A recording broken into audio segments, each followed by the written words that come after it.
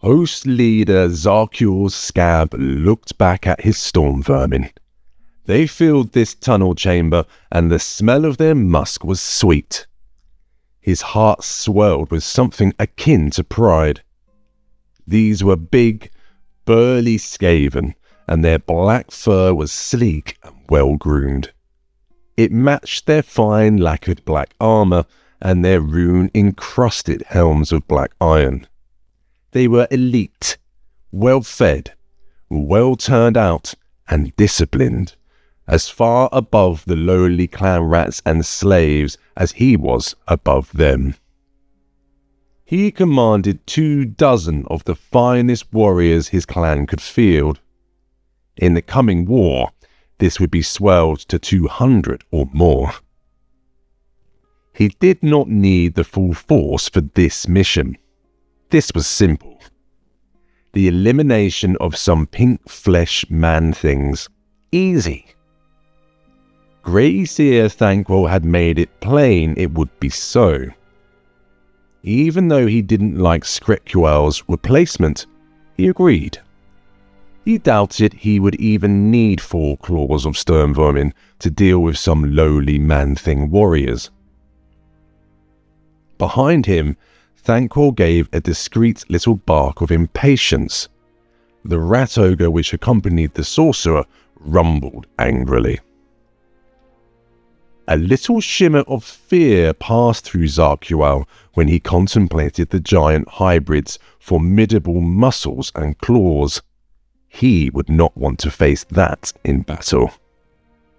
It must have cost the Grey Seer a fair stash of warpstone to purchase from the packmasters of Clan Moulder, and from what Zarkual had heard, it would prove worth every ounce. Yet, he would not let himself be hurried.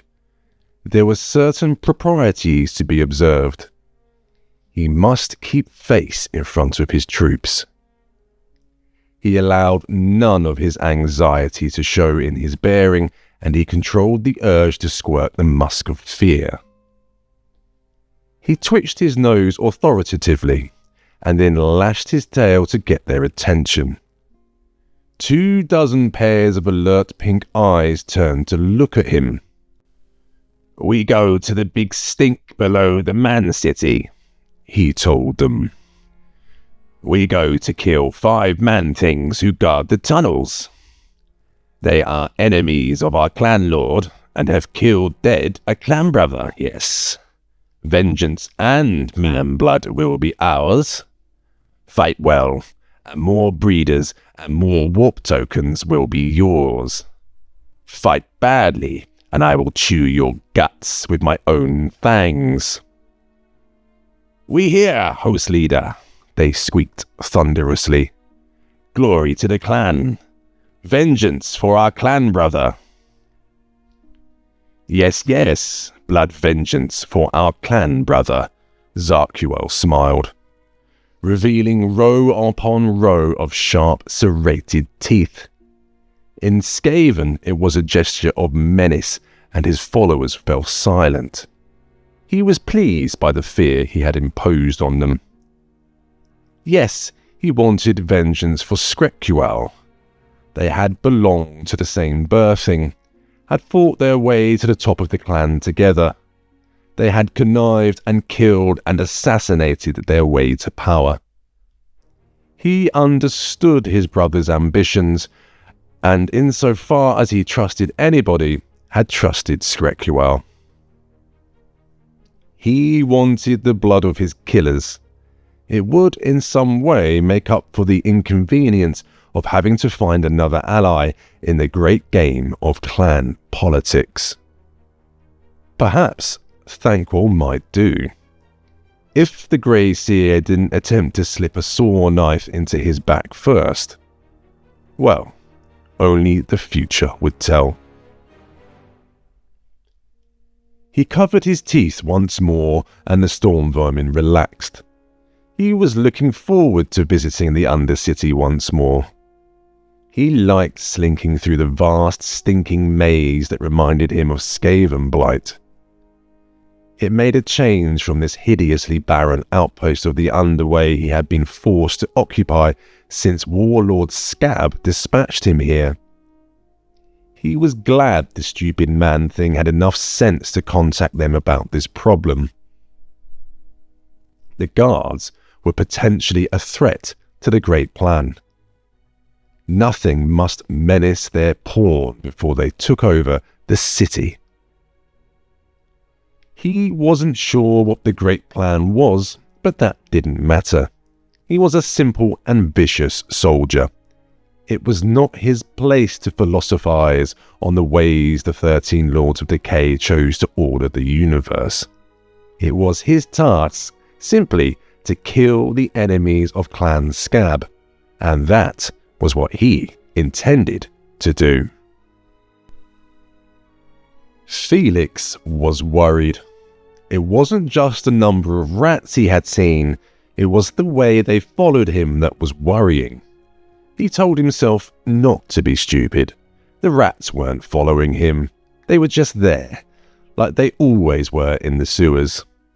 His imagination was playing tricks on him, as it always did. He gazed around what the other sewer jacks called the cathedral. It was a major confluence of several of the city's greatest sewerways. It had been designed in a style he thought he recognized from the halls of Carrick 8 Peaks. He called it Dwarf Imperial. The dwarves who had built these sewers were refugees, he knew. They had fled from the World's Edge Mountains when their lands had become too dangerous. They had come to the human lands, bringing a great store of engineering knowledge and a tremendous nostalgia for their ancestral homes under the mountains. The then Elector of Nuln had been an enlightened man. He put their knowledge and skills to good use, improving the sanitation of his fast-growing city. They had responded to the challenge by creating places that resembled great temples rather than sewers. Mighty arches supported masonry that had lasted nearly 1,000 years. Intricate carved stonework adorned the arches, revealing the traditional dwarf hammer and shield designs. The work had been made beautiful in its way, as well as functional. Of course, time had eroded much of it. Coarse patchworks of plaster and brick filled gaps where human repair teams, less skilled than the original builders, had been at work. But this place was almost directly below the Elector's palace, was a sewer fit for an emperor. Then, suddenly, Felix saw it. He saw how vulnerable those ancient master builders had made the city. He remembered Gotrek's tale of how the Skaven had attacked Carrick 8 Peaks from the direction least expected. From below. The sewers provided a means of access to below any place of importance in the city. Teams of assassins or shock troops could be moved through them by a foe adapted to the darkness. They were a perfect highway for a Skaven invasion. The great walls of Nuln would prove no barrier to them. The watchers on the roof of the Temple of Marmidia would notice nothing. The peril to the city was even greater if his own chief magistrate were in league with the Ratmen. The pieces clicked. He knew how von Hallstatt's foes disappeared. They were dragged down into the depths by the Skaven. He would bet anything that a web of access tunnels existed which gave access to the palaces and walled houses above. If nothing else, a small enough assassin could gain access through the sewage channels, gross as that thought was. The question now was why? Why was von Hallstatt doing it? What did he stand to gain? The demise of his enemies? Perhaps he was a mutant in league with the forces of darkness. Perhaps he was mad. Felix asked himself whether he could walk away now, knowing what he did. Could he take the offer of a safe job alongside his brothers and leave the second greatest city of the Empire in the hands of its enemies? It was infuriating. There was nothing he could do. No one would believe him if he accused the chief magistrate. The word of a sewer jack against that of the most influential man in the city. And if he revealed who he really was, that would only get him into deeper trouble. He was a known revolutionary and an associate of the dwarf who had slaughtered 10 of the Emperor's own elite household cavalry. No one would be too bothered if the pair of them disappeared. Perhaps it would be best to let things be. It was only then, as he came to this decision, that he noticed the rats had vanished and the sound of soft padding could be heard behind him. "We're being followed, Manning," Gotrek said quietly. "Several groups. One behind, 2 taking tunnels parallel to us. There's more up ahead." "Followed by what?" Felix had to force his words out. His throat felt constricted and his voice was barely louder than a whisper. "Skaven?" "Yes. We're going to be ambushed. Our scuttling little friends should be quieter. Dwarf ears are keen." "What can we do?" "Fight bravely, and, if need be, die heroically, Manling." "That's all very well for you. You're a slayer. The rest of us aren't quite so keen to get ourselves killed." Gotrek glared at him contemptuously. Felix felt the need to find an excuse for his fear. What if it's an invasion? Someone has to warn the city. It's our duty. Remember the oath we swore when we joined the Watch. He could see this made an impression on the Troll Slayer. Dwarfs were always impressed by talk of duty and of oaths. "You have a point, Manling. At least one of us should get away and warn the city. Best talk with the others and make up a plan." Zarkuor saw that his prey had stopped. They were huddling together in the passage and talking in low tones. He knew they were afraid. It had finally dawned on even their dim man-brains that they were being followed. He knew the righteous fear that the true Skaven warrior inspired in most humans. He had seen the look of cringing horror in many a human eye. The terrifying majesty and dignity of the Skaven form filled the man-things with awe. He stood taller and preened his fur with his tongue. At times, looking in the polished mirror of his shield, he almost understood their feelings. There was no denying he cut an impressive figure even among the regal forms of his fellow high-ranking Skaven. It was only proper that man-things should be suitably impressed by the master race. He gestured for his storm vermin to halt. He would allow his victims a minute's grace to fully savour their fear. He wanted them to understand the hopelessness of their position. Perhaps he might even allow them to beg for their lives. Some victims did. He knew it was a tribute to the impressive bearing he mustered. "Host leader, should we not attack now? Maim-slay the man-things while they are in confusion?" Claw leader Gazat asked. Zarkuor shook his head. Gazat had showed his true lack of understanding of the finer points of strategy.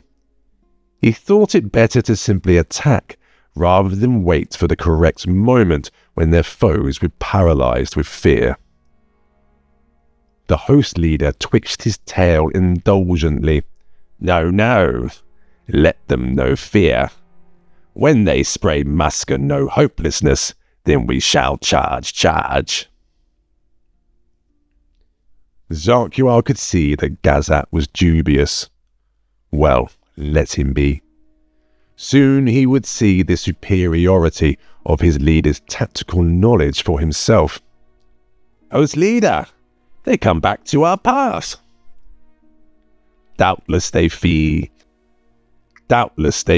in panic terror, prepared to meet them with fixed weapons. The ledge here was wide enough for 2 Skaven abreast. The storm vermin took up position, their polearms braced to meet the charge. Zarkual waited expectantly. Triumph filled his heart as the terror-struck man-things confronted his elite warriors. So full of fear were they that it did not even stop their headlong rush. Blind panic drove them to throw themselves onto the blades. Surely it was only luck that allowed the sweep of the dwarf's hatchet to chop through both weapons. Yes, he could see more clearly now. The dwarf was so scared that he frothed at the mouth like a clan rat with rabies. He howled fearful prayers to whatever gods he worshipped. He knew he was doomed. Still, in his terror, he was doing terrible damage, as panic-stricken brutes often did. One blind swing clove the head of a trooper.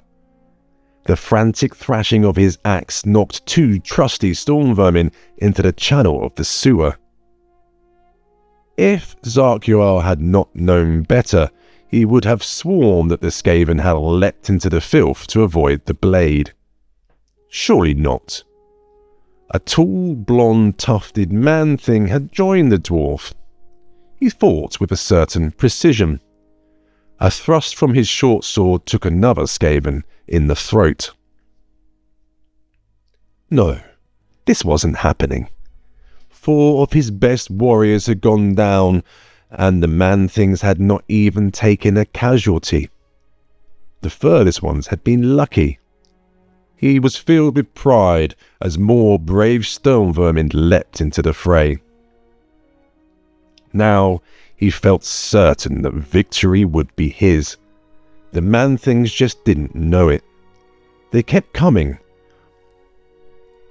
More worthless vermin fell before their weapons. Zarkual knew that he had been betrayed. Instead of elite storm vermin, he had been sent useless clan rats. Some cunning enemy back in Skavenblight must have arranged it to discredit him. It was the only explanation of how 2 puny surface dwellers could chop through half a dozen Skaven, so-called warriors, without taking a cut. Zarkual steeled himself to face the foe. He, at least, was not afraid to face the dwarf's hatchet or the man's sword. He was a host leader. He knew no fear. It was simple excitement that made his tail twitch and his musk glands swell as the dwarf painted the sewer wall with blood with a flick of the small axe. Zarkual knew he could take any man-thing, but he decided to hang back as claw leader Gazat tackled the dwarf. He wanted to study his foe's fighting style to best advantage. It was certainly impressive the way the dwarf caught the flying Skaven by the throat and dashed his brains out against the ledge floor. It definitely wasn't terror that made Zarkual fling himself into the sewage when he confronted the foaming-mouthed berserker. It was just that he knew that this was not the correct time to fight. It would be more elegant to take the foe off guard, by surprise, say, when they were asleep. less wasteful of Skaven lives too. He would tell Thankful this as soon as he had finished his swim. "They were after us, weren't they?" Felix said, glancing around worriedly. He dabbed at some of the blood on his face and inspected the tips of his fingers distastefully. He was not surprised to learn that Skaven blood was black. "Don't be foolish, manling. Why would they be after us?" Felix was getting annoyed at people telling him not to be foolish. "Well, doesn't it seem odd that we managed to go for 2 weeks without meeting a single thing down here? Then barely 2 days after you killed that Skaven, we're ambushed.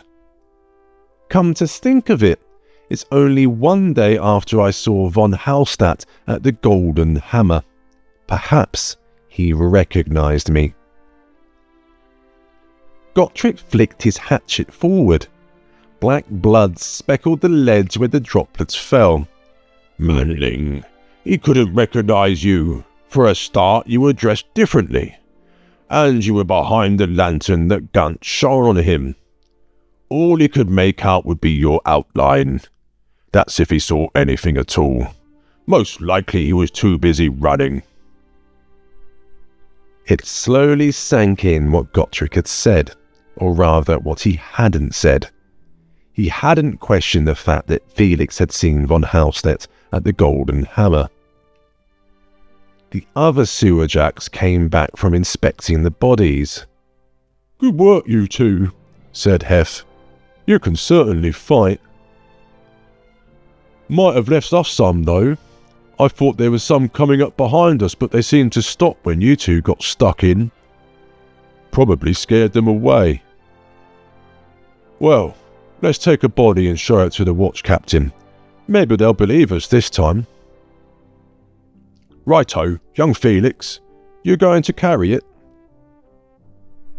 Felix kept his mouth shut as he bent to lift the smelly, furry carcass. Even amid the stink of the sewers, the smell of the corpse was offensive. Felix was quite pleased when, halfway back to the watch station exit, Hef offered to take a turn carrying it. "And you say that there are rat men below the city, brother? In the sewers, even?" Looking around the dining chamber of Otto's house, Felix found it easy to understand his brother's incredulity.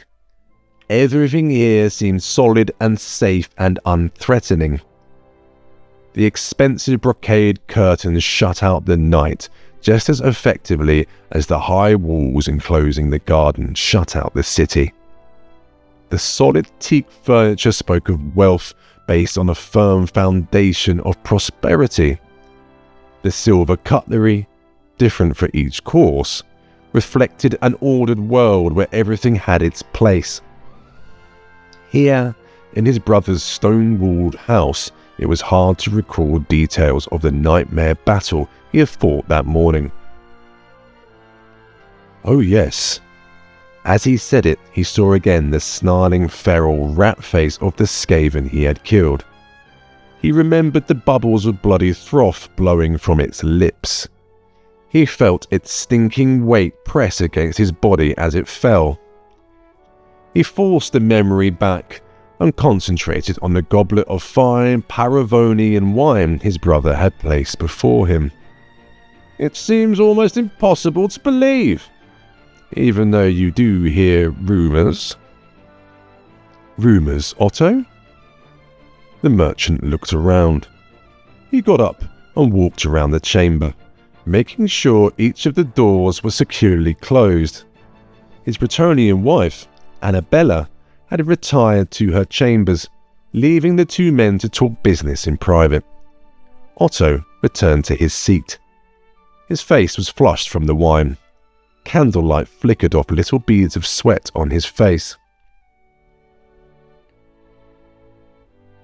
They say that there are mutants in the sewers, and goblins and other monsters. Felix smiled at his brother's seriousness. Otto was telling this to a sewer jack as if it were a great secret. You may smile, Felix, but I've talked to folk who swear it's true. Really? It was hard to keep a note of irony from his voice. Otto didn't notice. Oh yes, the same folk who swear that there's a great mutant under town called the Night Market. They say it's on the edge of the city, in an abandoned graveyard. It's frequented by followers of certain depraved cults. Slaanesh worshippers, you mean? Otto pursed his lips primly. Don't use that word in my home. It's cursed, unlucky, and I don't want to attract the attention of the dark powers or their followers. Unlucky or not, these things exist. Enough, brother. At first, Felix found it hard to believe his brother was serious. He wondered what Otto would say if he had told him that he'd once witnessed a Slaaneshi orgy. Best not to, he decided. Seeing his brother's serious, fear-filled face, he realized quite how large the gap between them had grown. Could he really once have been as sheltered as his elder brother, shivering and fearful at the mention of a dark power about which he knew not the slightest thing?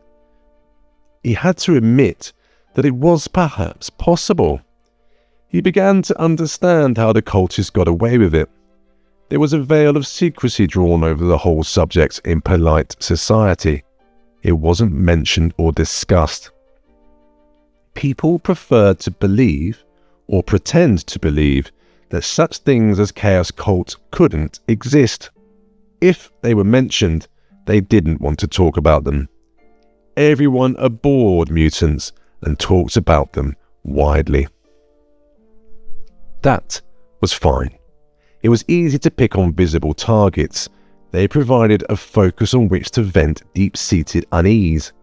But bring up the fact that normal, supposedly sane folk might be interested in the worship of the Dark Ones, and a door was slammed in your face.